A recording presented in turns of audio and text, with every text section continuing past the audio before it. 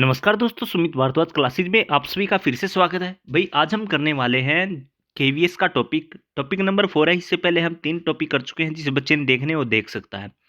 तो आज का हमारा टॉपिक रहने वाला है भाई स्थानीय स्वशासन। इसमें से प्रीवियस ईयर का मेरे सामने क्वेश्चन पेपर है, तो देख लेते हैं कौन सा क्वेश्चन दिया गया था।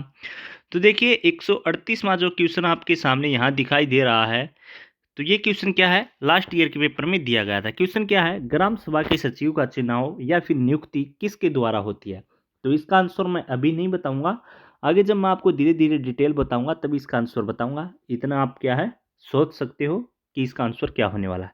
तो चलिए हम अपने टॉपिक पर आते हैं। एमसीक्यू क्वेश्चन मैंने इंपॉर्टेंट लिए हैं और इस चैप्टर को कंप्लीट उनकी डिटेल्स के अनुसार हम क्या करने वाले हैं। तो स्थानीय स्वशासन का हमारा पहला क्वेश्चन रहने वाला है, जो कि इसके अंतर्गत पंचायती राज भी आता है। यदि पंचायत भंग होती है तो किस अवधि के अंदर निर्वाचन होंगे। तो भाई इसका राइट आंसर रहने वाला है 6 माह। तो मैं इनकी डिटेल्स भी बताऊंगा। देखिए आर्टिकल 243 के कहता है, आर्टिकल 243 के कहता है कि अगर पंचायत भंग होने पर लोकसभा या विधानसभा की तरह ही क्या है उपचुनाव होंगे, और चुनाव क्या है 6 महीने के अंदर क्या है होने जरूरी है या आवश्यक है। ये किसके अंतर्गत बोला गया, आर्टिकल 243 के अंतर्गत बोला गया। तो इसका राइट आंसर क्या आ जाएगा, 6 माह जो है इसका राइट आंसर आ जाएगा। नेक्स्ट हमारा रहने वाला है कि बताइए, ये क्वेश्चन उम्मीद है अब की बार क्या है केवीएस में आ जाए। निम्नलिखित में से कौन जनता द्वारा प्रत्यक्ष निर्वाचित होते हैं। ध्यान से सुनो, जनता द्वारा प्रत्यक्ष निर्वाचित होते हैं। तो देखिए जनता द्वारा कौन कौन से हो सकते हैं। सबसे पहले जो मुखिया होता है वह किसके द्वारा चुना जाता है, जिसको हम प्रधान बोलते हैं, वह जनता के द्वारा चुना जाता है। तो पहला हो गया। क्या जो क्षेत्र का प्रमुख होता है वह जनता द्वारा चुना जाता है, नहीं, ये नहीं चुना जाता है। फिर आता है जिला पंचायत अध्यक्ष। क्या जिला पंचायत अध्यक्ष चुना जाता है, ये भी नहीं चुना जाता है। इसने क्या बोला है, प्रत्यक्ष रूप से डायरेक्ट जो जनता द्वारा चुने जाते हो। सरपंच, हाँ भाई, डायरेक्ट क्या है गांव के जो जनता होती है डायरेक्ट चुनती है। जो पंच होते हैं वह भी क्या है डायरेक्ट चुने जाते हैं। तो इसका राइट आंसर क्या आ जाएगा, 145 जो इसका राइट आंसर होने वाला है। देखिए इसके बारे में मैं और डिटेल्स बता देता हूँ।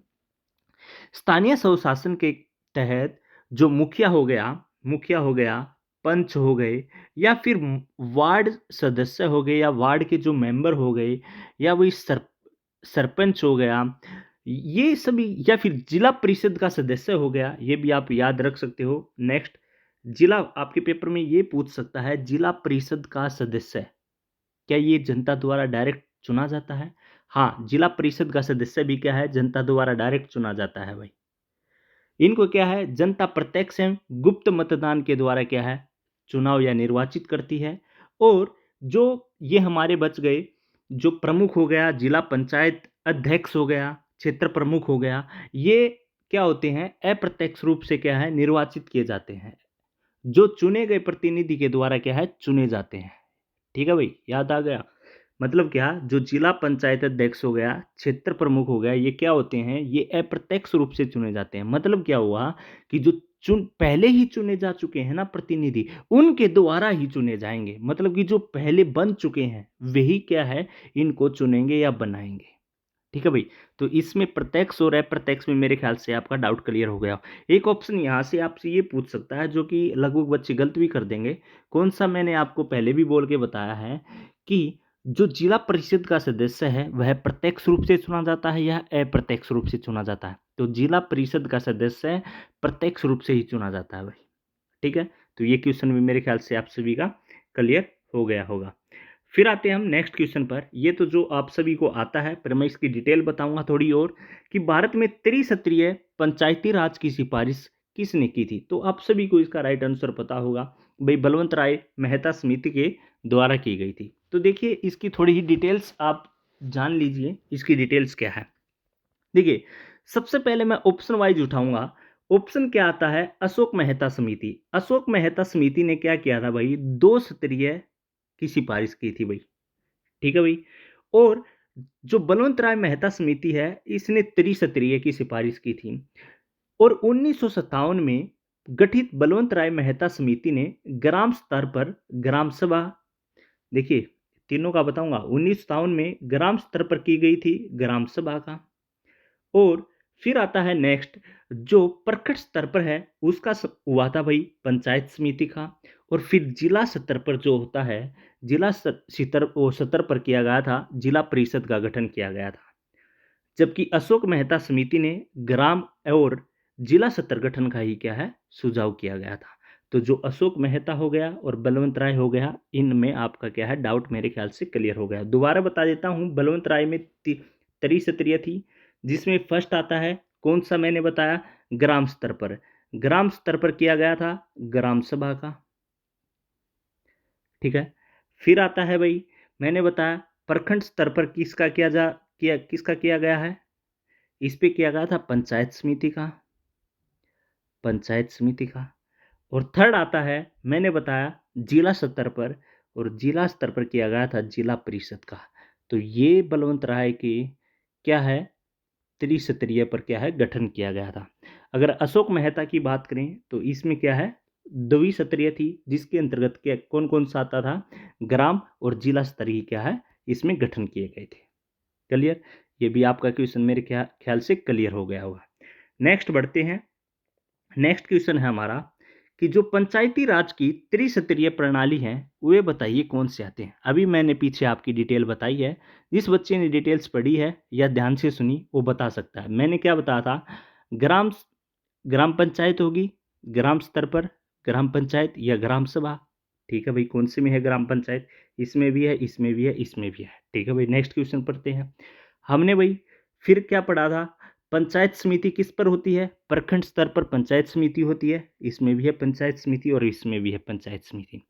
फिर जिला स्तर पर क्या होती है, जिला परिषद होती है। तो इसके अंतर्गत तो ब्लॉक समिति है, ये नहीं हो सकता, ये जिला परिषद है। तो इसका राइट आंसर क्या हो जाएगा, डी, जो कि मैं पिछले क्वेश्चन में भी बता चुका हूं, अशोक मेहता के तीसरे तीनों। ठीक है भाई, सॉरी बलवंत राय के, अशोक मेहता के तो दो थे भाई।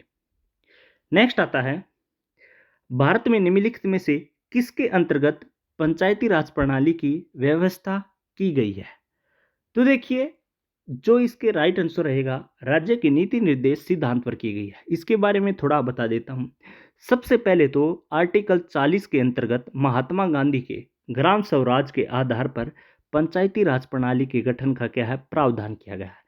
पेपर में आपसे सबसे पहला क्वेश्चन ये भी पूछ सकता है, पंचायती राज प्रणाली आर्टिकल कौन से में आता है। तो अगर आप ये तो आपको याद भी होगा भाई, आर्टिकल 40 के अंतर्गत। ठीक है, फिर इसने क्या बोला कि मौलिक अधिकार, या फिर इसने क्या बोला हमारे से, पंचायती राज प्रणाली की व्यवस्था किसके अंतर्गत की गई है। तो अगर इसके बारे में, राज्य के नीति निर्देश तत्व सिद्धांत के अंतर्गत ही क्या है, अनुच्छेद आर्टिकल 40 के अंतर्गत आता है। थोड़ी और डिटेल बता देता हूं मैं। अगर चुनाव आयोग की गठन की बात पूछ ली जाए तो आर्टिकल 324 के आधार पर क्या है, राष्ट्रपति करता है। ठीक है भाई, तो इसका राइट आंसर क्या हो जाएगा, सी। मैंने क्या बताया, सबसे पहले आपको बताया कि जो पंचायती राज प्रणाली है यह है आर्टिकल 40 में आता है, और इसके अंतर्गत क्या है, महात्मा गांधी के द्वारा ही ग्राम स्वराज के आधार पर क्या है, पंचायती राज प्रणाली का क्या है, गठन किया गया। और किसके अंतर्गत, राज्य के नीति निर्देश तत्व सिद्धांत के अंतर्गत आता है भैया। ठीक है, अगर आपसे मैंने एक एक्स्ट्रा लाइन बताई कि चुनाव आयोग का गठन पूछा जाए कि चुनाव आयोग का गठन कौन से आर्टिकल में होता है और कौन करता है। चुनाव आयोग का गठन आर्टिकल 324 में होता है और वह राष्ट्रपति के द्वारा क्या है, किया जाता है। ठीक है भाई, तो ये क्वेश्चन भी आपका क्या है, क्लियर हो गया होगा। नेक्स्ट आता है, भारत में पंचायती राज व्यवस्था सर्वप्रथम राजस्थान और दूसरा कौन सा राज्य था जो कि शुरू की गई। ये क्वेश्चन भी आप सभी को आता होगा, आंध्र प्रदेश। देखिए, पंचायती राज का प्रारंभ पंडित जवाहरलाल नेहरू के द्वारा 2 अक्टूबर कब हुआ था, 1959 में हुआ था। तो 2 अक्टूबर 1959 में राजस्थान के नागौर जिले से क्या है, किया गया था। और पहली बार आंध्र प्रदेश में 1959 में क्या है, इसको लागू किया गया था भाई। ठीक है, क्लियर। तो इसका राइट आंसर क्या हो जाएगा, डी हो जाएगा। अगर कंप्लीट डेट पूछे तो वो भी मैंने बता दिया। नेक्स्ट आता है, पंचायती राज क्या है। तो एक सिंपल सा क्वेश्चन है जो अक्सर आपको आता भी होता। इसका राइट आंसर क्या रहेगा, प्रशासनिक संरचना है। सबसे पहले, इससे पहले आपको यह भी याद रखना जरूरी है कि पंचायती राज जो है वह एक विकेंद्रीकरण पर आधारित है। ठीक है भाई, ये भी याद रख सकते हो, पंचायती राज सत्ता के विकेंद्रीकरण पर आधारित है, जो कि एक प्रशासनिक क्या है, संरचना है। तो इसका राइट आंसर क्या हो जाएगा, ए जो इसका राइट आंसर हो जाएगा। नेक्स्ट है, किस राज्य ने अभी तक पंचायती राज लागू नहीं किया है?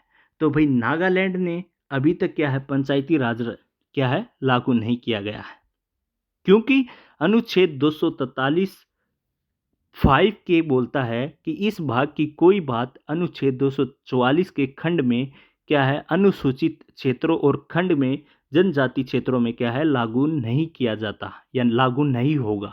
तो इसलिए नागालैंड के अंतर्गत आज तक क्या है, पंचायती राज क्या है, लागू नहीं हुआ है। ठीक है भाई, जैसे कि नागालैंड, मेघालय, मिजोरम। क्लियर, पर इस ऑप्शन में कौन सा दिया गया है, नागालैंड दिया गया है, तो इसका राइट आंसर क्या हो जाएगा, नागालैंड हो जाएगा। क्लियर हो गया, मेरे ख्याल से ये भी आपका क्या है, क्लियर हो गया होगा। नेक्स्ट क्वेश्चन आता है, नगर पालिका कमेटी का प्रधान क्या कहलाता है? तो अध्यक्ष कहलाता है। तो इसमें कोई सोचने की बात नहीं, इसका राइट आंसर क्या आ जाएगा, डी जो इसका राइट आंसर हो जाएगा। फिर बता देता हूं, देखिए नगर पालिका वार्ड में बटे होते हैं। सबसे पहली बात तो जो नगर पालिका होती हैं ये वार्ड में बटी होती हैं, और चुना गया वार्ड सदस्य अपने में से ही क्या है, एक अध्यक्ष को क्या है, चुनता है, और उपाध्यक्ष को भी वही चुनता है जो चुना गया वार्ड सदस्य होता है। तो आपसे पूछ सकता है, अध्यक्ष की बजाय ये भी पूछ सकता है कि कौन चुनता है। तो जो देखिए सबसे पहले नगर पालिका किस में बटे होते हैं, वार्ड के अंतर्गत बटे होते हैं, और वार्ड का जो चुना गया सदस्य है वही अध्यक्ष और उपाध्यक्ष को क्या है, चुनता है। ठीक है, तो ये भी आपका क्लियर हो गया होगा मेरे ख्याल से भाई।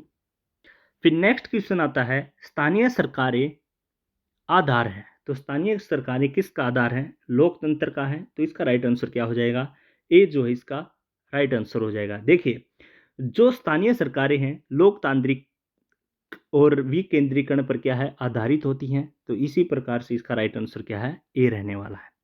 तो नेक्स्ट क्वेश्चन देख लेते हैं हम। नेक्स्ट क्वेश्चन है, भारतीय संविधान की 11वीं अनुसूची में पंचायतों के लिए कुल कितने विषय निर्धारित किए गए हैं? देखिए सबसे पहले आपको ये बता दूं कि पंचायती राज के लिए आर्टिकल 243 में क से लेकर अण तक कुल 15 उपखंड क्या है, विषय हैं। कुल कितने हैं, 15 उपखंड विषय हैं। इसके तहत क्या है, 29 विषय वस्तु समाहित हैं, जिसके अंतर्गत अगर मैं मुख्य मुख्य की बात करूं, कृषि का हो गया, भूमि का हो गया, पशुपालन का हो गया, मत्स्य पालन का हो गया, खाद्य हो गया, या पेयजल हो गया, पशु चारा हो गया, ये सभी हो गए। तो टोटल कितने हो जाएंगे, 29 विषय हो जाएंगे। तो इसका राइट आंसर क्या हो जाएगा, सी जो इसका राइट आंसर हो जाएगा। ठीक है भाई। नेक्स्ट है, जो ग्राम पंचायत का कोई सदस्य हस्तलिखित आवेदन मुखिया को समर्पित कर त्याग पत्र दे सकता है, आवेदन समर्पित करने के कितने दिनों बाद त्याग पत्र प्रभावी माना जाएगा? तो देखिए इसका राइट आंसर 7 दिन रहने वाला है, कि अगर ग्राम पंचायत का कोई भी सदस्य है, यदि वह सहशरीर उपस्थित होकर, मतलब कि खुद उपस्थित होकर अपना त्याग पत्र देता है, तो जो उसका 1 वीक में या 7 दिन के बाद वह क्या है, प्रभावी माना जाएगा। तो इसका राइट आंसर क्या आ जाएगा, 7 दिन। नेक्स्ट क्वेश्चन आता है, जो 2000 जो लास्ट ईयर का पेपर हुआ आपका केवीएस पीआरटी का, उसमें पूछा गया। तो उसमें क्या पूछा गया, इसका राइट आंसर आप खुद बताओगे कि ग्राम सभा एक या अधिक संख्या में निगरानी समिति का गठन कर सकती है। इस समिति का गठन किन के द्वारा किया जाता है? ठीक है, और उसके अंतर्गत क्या पूछा, क्वेश्चन यही है, बस स्टेटमेंट चेंज की कि ग्राम सभा की नियुक्ति या चुनाव किसके द्वारा की जाती है, बस सेम क्वेश्चन है। तो पहले मैं इसकी डिटेल बता देता हूँ। देखिए ग्राम सभा के द्वारा जो गठित समिति होती है, उसमें पंचायत का कोई भी चुना हुआ, या फिर मैं बोल सकता हूँ निर्वाचित जनप्रतिनिधि को शामिल नहीं किया जाता है या भाग नहीं ले सकता है। ध्यान से सुनो, मैंने क्या बोला, ग्राम सभा में कोई भी पंचायत का चुना हुआ सदस्य भाग नहीं ले सकता है। समिति का जो भी सदस्य होगा सभी स्वतंत्र हो गए, और पंचायत का मतदाता होता है। ठीक है भाई, क्लियर? तो इसका राइट आंसर आप बताइए, क्या इसका राइट आंसर वार्ड सदस्य हो सकता है? नहीं हो सकता, क्योंकि वे उसी के द्वारा तो चुने जाते हैं। तो ए नहीं होगा। मुखिया, उप मुखिया तथा वार्ड सदस्य किसके होते हैं? पंचायत के ही तो चुने होते हैं, वो मुखिया जो चुनता है, तो ये भी नहीं हो सकता। कोई व्यक्ति जो ग्राम पंचायत का मतधारक हो, नहीं हो सकता। क्यों? क्योंकि मैंने अभी अब आपको ऊपर बताया कि पंचायत का कोई भी चुना हुआ सदस्य भाग नहीं ले सकता है या शामिल नहीं किया जा सकता है। ऐसे व्यक्ति जो ग्राम पंचायत के सदस्य न हो, बिल्कुल ठीक। ग्राम सभा के सदस्य की नियुक्ति कौन करता है? जो ग्राम सभा की पंचायत की क्या है, सदस्य न हो और वह एक रूप से स्वतंत्र हो। तो पेपर 2019 में क्या पूछा, मैं वह क्वेश्चन दिखा देता हूं। ये क्वेश्चन का राइट आंसर क्या आ गया? डी। और उसका देख लेते हैं क्या आएगा। ये क्वेश्चन आपका लास्ट ईयर में पूछा गया 138। देखिए, ग्राम सभा के सचिव का चुनाव या नियुक्ति किसके द्वारा होती है? मैंने क्या बोला था कि ग्राम सभा के द्वारा गठित समिति में पंचायत का कोई भी निर्वाचित जनप्रतिनिधि शामिल नहीं होता है। समिति के सभी सदस्य क्या है? स्वतंत्र होते हैं। ग्राम सभा के सदस्य द्वारा हो सकता है? नहीं, क्योंकि ग्राम सभा के सदस्य पंचायत के द्वारा क्या है? चुने जाएंगे, तो ये तो नहीं हो सकता, ये तो बिल्कुल गलत हो गया। ग्राम वार्ड के सदस्य, भाई वार्ड के सदस्य किसके द्वारा चुना जाते हैं? पंचायत समिति के ही तो हो गए, तो ये भी नहीं हो सकता। ग्राम पंचायत के सदस्य द्वारा, साफ भी ये लाइन तो मैंने बिल्कुल बोली है, ग्राम पंचायत का सदस्य तो हो ही नहीं सकता चुना हुआ, तो ये भी हो गया। सरकार द्वारा नियुक्ति, हाँ मैंने एक लाइन ये बोली कि वह स्वतंत्र हो सकता है, तो राइट आंसर क्या बच गया? डी। तो इस प्रकार से जो लास्ट ईयर का आपका क्वेश्चन पेपर था, तो इसका राइट आंसर क्या रहने वाला है? नेक्स्ट क्वेश्चन है कि ग्राम सभा की बैठक वर्ष में कम से कम कितनी बार होनी जरूरी है? तो भाई 2 बार होनी क्या है? जरूरी है।